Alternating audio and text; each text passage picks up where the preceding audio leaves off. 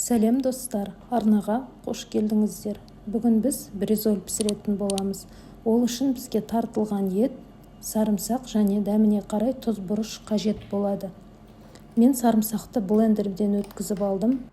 Тартылған етке сарымсақты дәміне қарай тұз бұрышты қосып, жақсылап араластырып аламыз.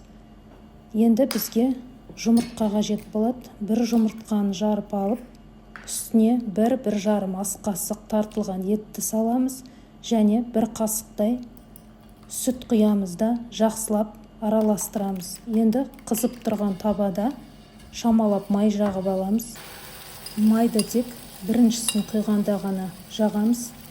Осылай тартылған етті құямыз да жақсылап жұқалап жайып аламыз да екі жағынан піскенше қуырып аламыз. Гарнирге картоп әзірлейтін боламыз. Ол үшін картопты суға салып, тұз қосып пісіріп аламыз да шамалы сары май саламыз және сүт қосып жақсылап езіп аламыз. Картоп үлпілдек болу үшін осылай миксерлеп аламыз. Барлығы менде 10 дана шықты, жарты килограмм тартылған еттен.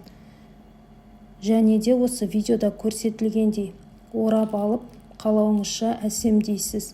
Мен кондитерский мешокқа майонезді және кетчупты салып алып, осы видеода көрсетілгендей әсемдеп шықтым. Және жанына картопты салып ұсынсаңыз өте дәмді болады. Назарларыңызға рахмет. Видео ұнаса лайк басып, комментарий қалдырыңыз.